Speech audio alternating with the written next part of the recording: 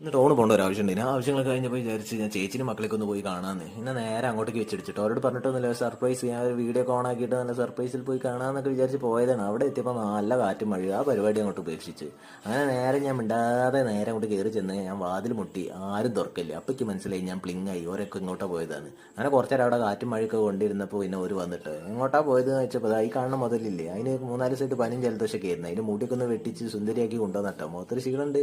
പിന്നെ പെണ്ണ് പോയിട്ട് ഓരോ ബുക്കും കാര്യങ്ങളൊക്കെ എടുത്തുകൊണ്ട് വന്നിട്ട് കുറേ മറിച്ചും കാര്യങ്ങളൊക്കെ ഇങ്ങനെ കാട്ടി തരുന്നുണ്ട്. ഇതാണ് ഇന്ന് പഠിപ്പിച്ചത്, എന്താണെന്ന് എനിക്ക് മനസ്സിലായില്ല. പിന്നെ ഒരു പാട്ട് അടി തരാൻ വന്നപ്പോൾ അത് പാടി തന്നിട്ടോ, പിന്നെ പാടി തന്ന്. ചെറുതിനോട് ചോദിക്കേണ്ട ആവശ്യമില്ല, ചെറുത് എന്തൊക്കെയോ പാടുണ്ട് കേട്ടോ. പിന്നെ അപ്പുറത്ത് കിടാണ്ടില്ല, അതാണ് മൂത്ത ആള്. ഓ ഫുള്ള് നനഞ്ഞിക്കണ കണ്ടപ്പോൾ തന്നെ മനസ്സിലായില്ലേ, മഴയത്ത് കളിക്കാൻ പോയത് തന്നെയാണ്.